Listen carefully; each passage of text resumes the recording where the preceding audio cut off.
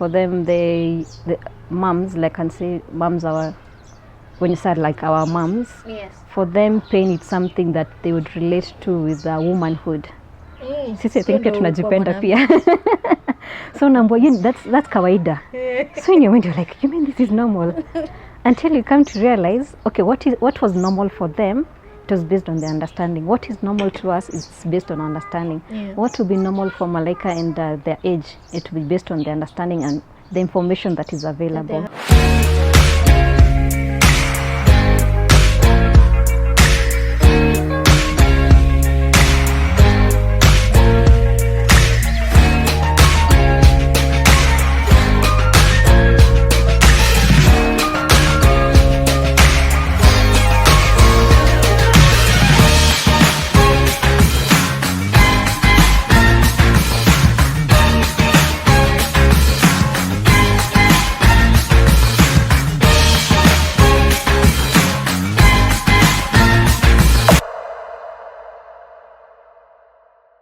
Hello and welcome to Cradle Love by Grace Ekirapa. It's been a while, but we are back here, and of course it's more exciting. This is the second season and we have so many things in store for you. We are planned, we are ready, and you are not ready for us. And so of course with the conversations going on, we have incredible people on the lineup.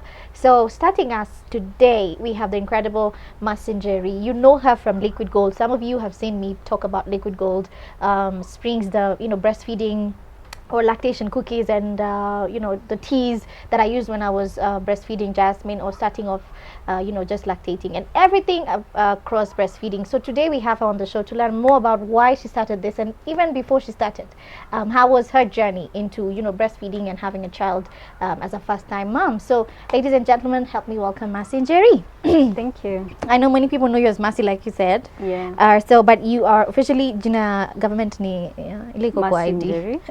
Njeri. Yeah, married? Yes, I'm married, and I have one daughter who is 3 years old. 3 years old. What's her name? She's Malaika. I'm like, ooh. Yes. Okay. So, Njeri, before you, is it okay if I call you Njeri? Yes. Before we continue and talk about Masi, Liquid Gold Springs, and everything around motherhood. Yeah. Talk to me about your journey, because you say you were first time mom. How was that for you? First of all, discovering you are expecting. Were you planning? Did you? Yes, we were planning. Okay. It's just that I didn't expect the baby at that point in time when I realized I was pregnant. Okay. So we had been trying out for, not for so long, just a few months. I was off family planning, so we were in that period of waiting. Okay. So at that time I was still working. I was employed at that time. I happened to resign from my work. Oh. And I realized I was pregnant 3 days after my last working day. It's like you knew. No, actually I didn't know. It had gotten to a point in my life where I had stopped taking control over my life. Oh, okay. I just asked God to just take control. Yeah. So it was just a miracle that I discovered 3 days after my last working day. Otherwise I would have still been working for that period. Oh. But little did I know what the pregnancy was preparing me for. It was a long 9 months because it was a complicated pregnancy. Okay. I had an ovarian cyst. Oh, wow. I didn't know what it was then. For me to realize I was pregnant, I started feeling a bit of nausea, which was unusual for me, unless maybe there's food poisoning. Yeah. Okay. So yeah, my first instinct was, okay, let me go test. Yeah. Oh, okay. Yeah, I had the kit at home. So I tested and I saw the 2 lines. I went and told my husband, and he was shocked but also happy. And then a few days after, the nausea started increasing. We went to the doctor. So fast forward, the ovarian cyst, it kept on growing. And the gyners I kept on changing gyners because all of them were telling me it's a high risk pregnancy. Yeah. Because the ovarian cyst was growing. And it could harm the baby. Yes, it was growing at a big rate. It grew to a point where I'd go to doctors and every doctor would tell me, you're risking too much, so you know what they're telling you to do. Yeah, terminate. Yeah.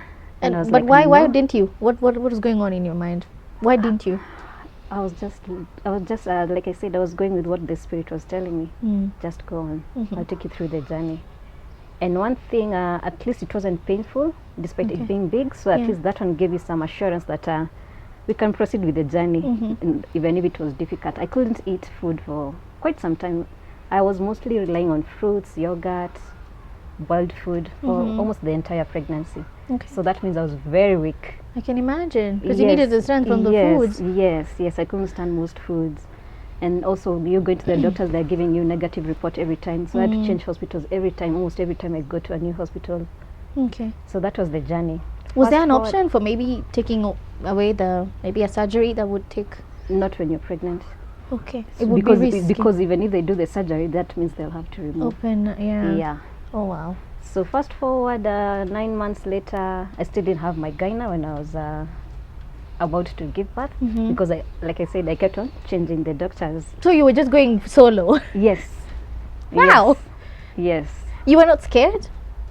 I was, but I think I was at home at that time, so I was okay. I was okay to push it on. Good thing God had prepared me by making me stop working. Yeah. So I had at least that time to myself. And funniest thing, I used to like watching Selena that time.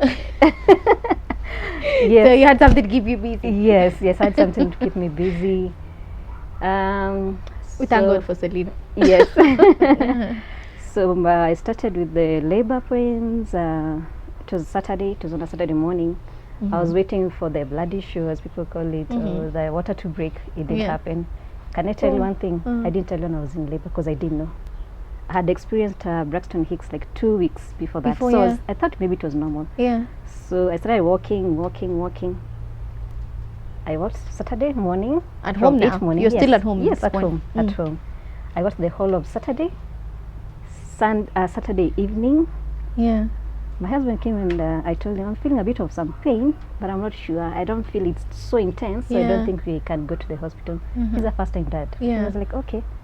So the water has not broken. So I mean, you're sure it's not a baby's coming. Yes. So I'm still in labor. I'm still persevering. Come Sunday, my mom just called my husband and asked him. He didn't. Funniest thing, she didn't even call me first. Yeah. Because she knew maybe I'll just tell her I'm okay. Yeah. As the usual. Was this past your ADD now? No, it was just around that around the same time. Okay. Yeah. It kept on changing from 13th to around 20 something. So it was maybe I can say within that period. So then my mom called my husband and asked him rather how I was. He told her she's experiencing pain from yesterday, and she was like, "What are you guys doing? What are in you the guys house? in hospital? Yeah. What are you guys doing at home? We need to rush her to hospital. She's in labor." And we were like, "In labor?" Like, so for you, it wasn't, because the pain wasn't like hard. At 5, it was quite something. Okay. Yeah. In the evening now? In the evening, yeah, it was quite something. So I went to hospital, they induced me, it wasn't progressing, they induced me the second time, it wasn't progressing, didn't have a doctor, so we had to wait for a doctor till Monday morning, despite it not progressing. Wow. The baby came on Monday morning. By that time I was so tired. Yeah.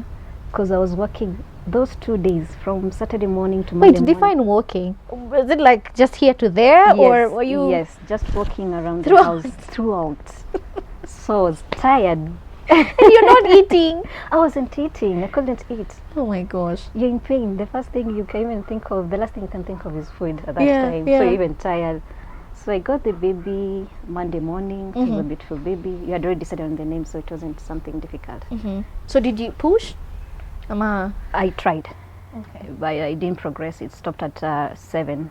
Oh, okay. So you had got to go to the theater. Yes, I had to go to the theater. It was during COVID. So people couldn't visit. Yeah. And that time my husband was also stressed. He was stressed because he was also trying to manage me. But at least my parents were able to come and visit me. My mom-in-law was also able to come and visit me. Yeah. My sisters also were able to come and visit me. And a few friends. In intervals, I can imagine. Yes, in intervals. Yeah. In intervals, yeah, definitely. And how was what were you told about the cyst now? Was it still growing? It was a new doctor, so I don't think he knew the history. So we didn't even focus on that. Okay. So no one knows what happened during the surgery, whether it was removed or not. Oh. So just like that? Or whether it disappeared. You see, like, it's a new real? doctor, everyone is already so much stressed. Yeah. So no one knows what happened. So even after baby, you didn't know about it? Only after 2 years, after going for a scan to check whether it's still there or not, they told me it was no longer there. Yeah. But now that was a beginning of another journey. I thought after giving birth now, it's just breastfeeding. You put the baby on the breast, it comes, milk comes automatically. Yes. So did every one of us. Yes, because I've never quite heard of someone who's struggling with breastfeeding. Okay. Before you gave birth? Yeah, before I gave birth. I always hear about labor. So I always think, once you're done with this one, it's okay now. It's okay now. It's smooth flow. Yeah, it's maybe just the periods after giving birth. But after that, I thought it was just a smooth flow. But little did I know that was just the beginning. So how was it now for you? Did you? I know after theatre you have to lay down for you need to 8 hours. So I laid down. Of course. I tried to massage the breast at least to stimulate milk. It wasn't coming out. Day 1, no milk. Day 2, no milk. Of course, you start getting stressed. Yeah. And then let's keep on checking. No milk yet. Every time when you're being reminded that you're going through an issue, it also gets into your mind somehow. Does. And it gets you stressed out even more. Yeah. So day 3, that's when at least the colostrum came. So at least we started with the journey. But it wasn't just that. The baby had a condition, jaundice. Yeah. So they had advised us to go through phototherapy. But again, me being me, Kasama, no. You refused? Even my husband refused. Why? Decided, since it wasn't badly off, we'll try at least breastfeeding her and exposing her to the sun. And after a few days, she was okay. Oh, okay. Elisha. Yeah. Elisha. Yeah. You could see, like, even every day, you could see the improvement. All right. So I went home. Actually, I thought that being in hospital, it's too much work being woken up. Little did I realize it was like a hotel. It was much better. It was much better than at home because, at home you don't have a nurse to help you. The baby, okay, you have people around, but not a nurse per se. So I struggled with engorgement of the breast. Which is swelling of the breast, which is very painful. It's very painful, and you're getting advice, of course, from your mom based on now how best they understand it. I also had cracked nipples, so it was even affecting. I feel like you're talking about me. Yeah, I can relate because I know you also went through. I feel like you're talking about me, and then you're also dealing with a wound. Yes, you're also dealing with the wound, and it's during COVID, so you don't have friends to even visit you. People can only call you. Sometimes you just want to sit with someone, just to talk to someone face to face. And this time you're also extra careful because of the virus. You're not sure. Yes. So now that's another thing. COVID. It was April 2020. So you can imagine COVID had just hit the country, so everyone was scared. Even when my husband was done with his paternity leave, you were even scared of him. He had to do all the procedure, come home, remove your clothes, change, and once in a while he would get in and encounter with people maybe who have it.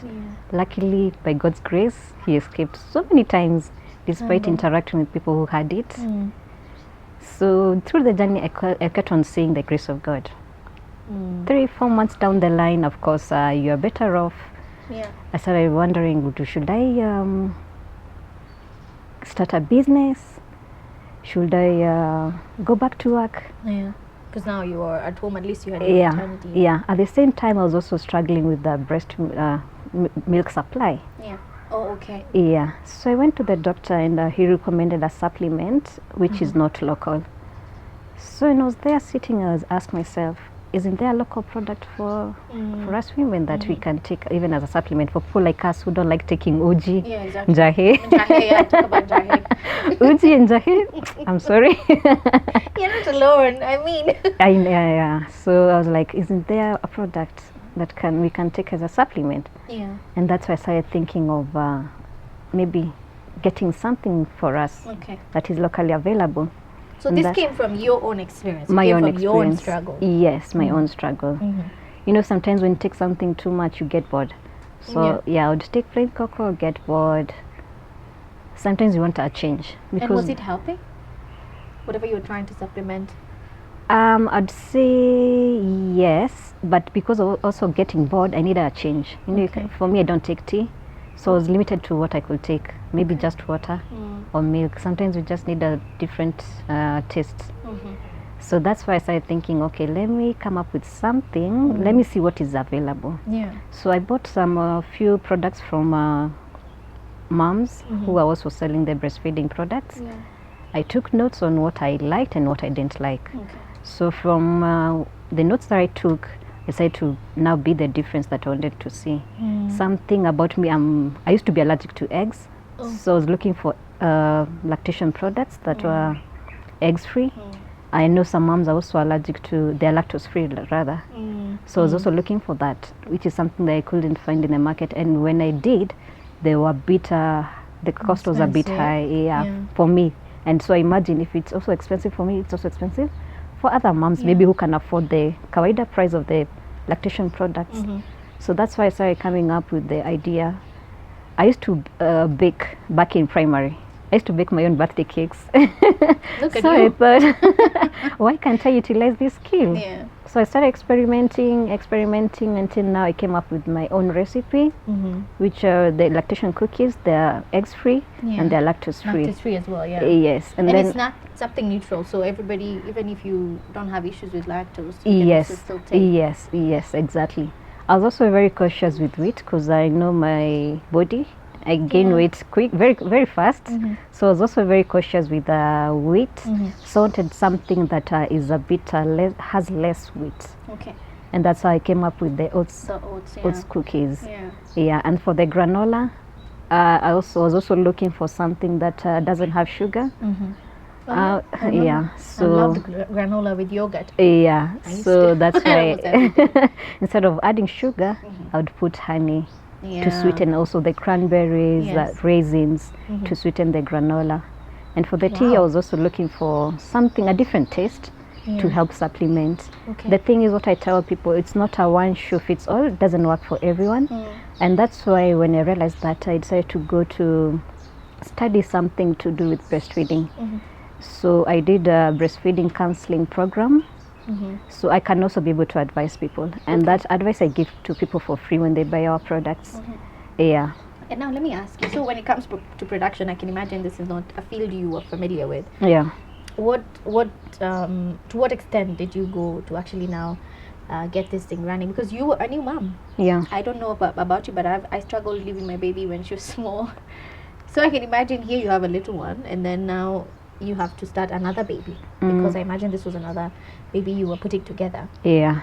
So what was I that? did, I utilized my time at home. I had all the time to utilize my time at home. But still, even when you're at home, when you're working at home, you need someone to help you so that you can focus on the young business, because it's also like another baby. You can, it's like getting a baby. So Just two babies now. yeah, exactly. Because They the need baby is attention. demanding, the business is also demanding. So I would get help whenever I could. I never stopped asking for help whenever I could. Okay. And when I could work away from home, I utilized that opportunity. Yeah. So production is local? Production is local. Yeah, home baked. Yeah. Okay. And now this is almost 3 years. This is almost 3 years. Actually, it's 3 years because we started around, the experiment started around August. So it's Okay. 3 years. Okay. And what has been the response so far? I know for me it came really handy. But now you talked about other moms, different people, the bodies react differently. Maybe what was that one thing you realized that would not work for some moms? Maybe as you continue producing the items, the products. Okay, one thing, for example, with a baby, when you're breastfeeding, one thing I realized you have to give counseling first to identify the issue. For example, most of the time, maybe the problem is something like latching. You might find maybe the latching is poor. Oh yeah, not many people know how to latch. You have to be told that. Yeah, you have to be taught. And sometimes you can be given, or maybe you might not be given the advice properly in hospital. So you see, ideally for you to latch properly, the mouth of the baby should cover the bigger part of the areola. Yeah. So sometimes the areola is the black part. The black part of the nipple. So sometimes what I tell moms is, don't pinch, just touch the nipple a bit so it can shrink. That way, sometimes even if maybe the baby is not able to open their mouth completely, they'll cover a bigger part of the areola because it has shrunk. Also, positioning of the baby. Try to position the baby in such a way that the ears, the shoulders, and the hip are in a straight line. Most moms position their baby in such a way that the baby has their head turned to one side. Can you imagine trying to swallow with your head turned to one side? Or flat. Yes.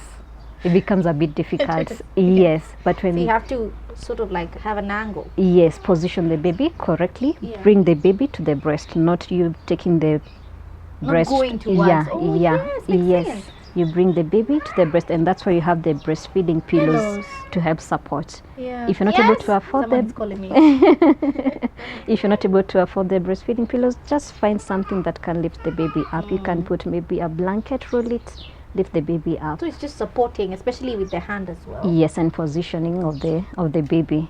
Also, the mom needs to be comfortable and relaxed. I think that's where most moms get like the muscle pain on the back because they're always constantly. Yes. Yeah, you're reaching out for the baby instead of bringing the baby up. Yes. Also, another thing is, for example, if you're experiencing the engorgement of the breast, you can put cold packs. Cold packs, you can take something as simple as a cabbage, the leaf of a cabbage, put it on the breast, at least to reduce the swelling.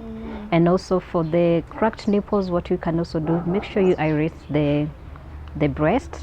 You can also pour a bit of the breast milk on the nipple. That helped me. Yes, and keep the breast area as dry as possible, because sometimes you find milk can be leaking. Sometimes when the baby is breastfeeding, the other breast is leaking. Yes, you can make use of milk collector, so that when the baby is breastfeeding on this side, the milk collects on this other one.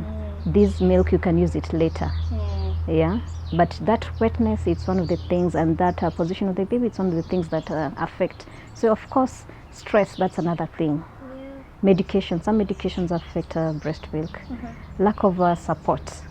If you're stressed, if you're waking up every 1 hour, 2 hours, your body gets tired. You get the fatigue, and it starts kicking in a few days after. Your hormones also need to regulate. So also support and stress is something that I encourage moms, try to ask for support as much as you can. And that's why you start building your community of women, of people who can support you. That's why you mend faces. That's true. You and can, also you just hear from other moms, because I think the scariest thing a mom could go through is not knowing that other people are also going through the same. Yes. Thinking, oh, I'm not doing enough. Yeah. You know, like, am I not eating enough? Like, I remember I had issues with Uji. Yeah. I'm not taking Uji, but then I'm told you have to take Uji because it brings the milk. And before I discovered that I could take the cookies and the tea, it became such a struggle. So I actually blamed myself a lot when I didn't have the milk. And then now the worst part came when I started now having the mastitis, because now the milk production was too much. And I was putting hot towels. So you see, with I thought I was soothing, but I was actually making it worse. Yeah, you're enlarging the ducts, so that makes it even more painful. Yeah, because the milk keeps... Yes. And then also, if you're having the engorgement of the breast, don't empty the breast completely. You see, one thing, when you empty the breast completely, the brain realizes that you need to produce more milk. So when, for example, when you're pumping and you empty the breast completely, that creates more demand, more supply. So it keeps coming. Yes, it keeps on coming. So you can but try. Now you said cold towel, cold stuff. Yeah, put cold stuff. It stops the milk production. So that's why you need to just regulate it for like around 15 minutes. Oh yeah. Okay. Yeah. Don't overdo it. Okay. Around 10-15 minutes is good enough.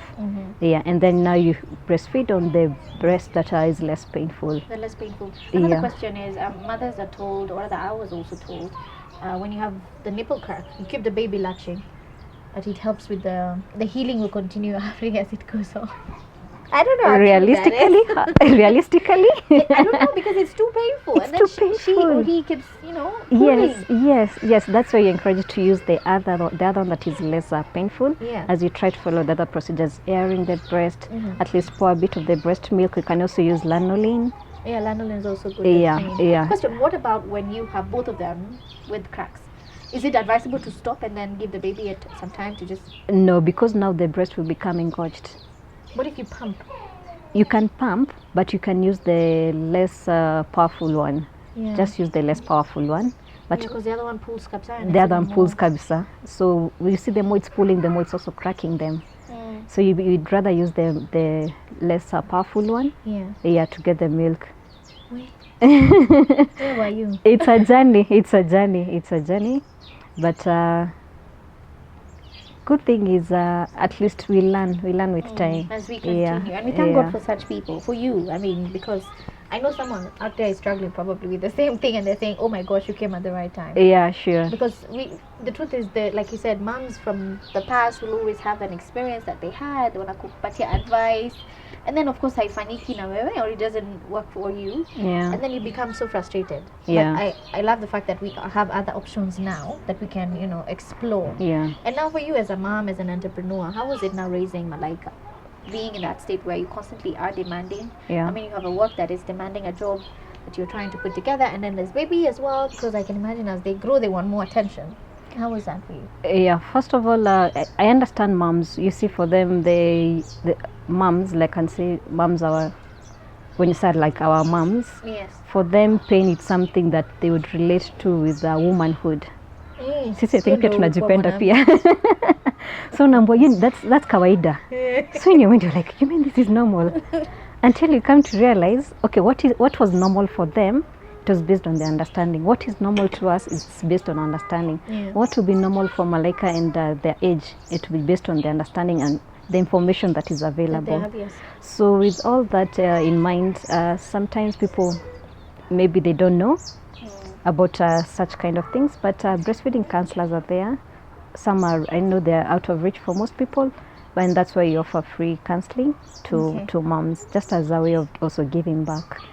I'm trying to balance between a baby and work. I can tell you it has been an uphill task. I can imagine. It's not because, easy. Yeah, the baby is really attached to the moms, especially the first year.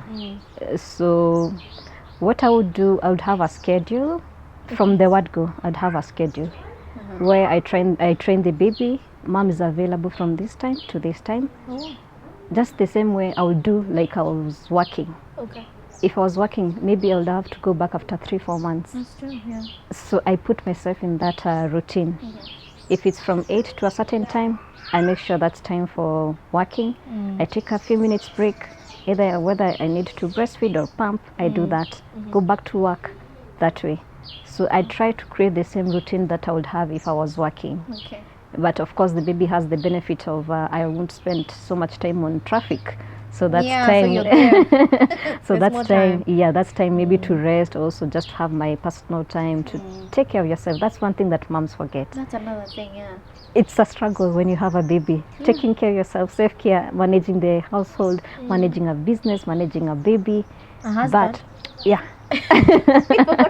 There's another. Well. True. So that's another thing, self-care. People forget about that. It's also part of balancing work, balancing family. Yeah, because even you, when a baby is born, you're also born. That's true. Because babies are different. Yeah, there's this baby who is your husband, and now there's this young one. There's this small one, the bigger there's and this the small small one. Yeah. Okay. So it was a matter of trying to adjust myself to if I was working in a normal working environment. Yeah. Okay. And now maybe do you have another, as we wind up, do you have a platform where moms can come and just sit and talk? I believe so much in debriefing and just support. That I don't know if I mentioned to you some time back, maybe a platform where you can have these conversations, where you can teach people, maybe educate people on the different styles of breastfeeding, why it's important for the baby to have this position, or what you do when you're undergoing such things. Or do you have any forum, in short? Currently no, but that's food for thought. That's something maybe I can think about in the future. Currently I do the advice online. But that's food for thought. Maybe, I think it would be helpful. Maybe even if you were just to hold online platforms where moms can tune in and just learn. I know the importance of just knowing some other mom is going through the same thing. True. And Liquid Gold, why Liquid Gold? For those who don't know, she's the founder of Liquid Gold. It's a breastfeeding, it's a lactation what do you call it? Breastfeeding supplements. Supplements. Yeah. But they come in cookies, they come in Granola and tea. also lactation cocoa tea. And they're not a substitute for food, they're just supplements. They're supplements. Oh yeah, you don't live on them, you take them. Yes, you're not supposed to substitute food with supplements. Yes. They're supposed to be an addition to the nutrition that you're taking. That you're already having. Yeah, so why liquid gold? First, what I encourage moms is eat for one, drink for two. Liquid gold has the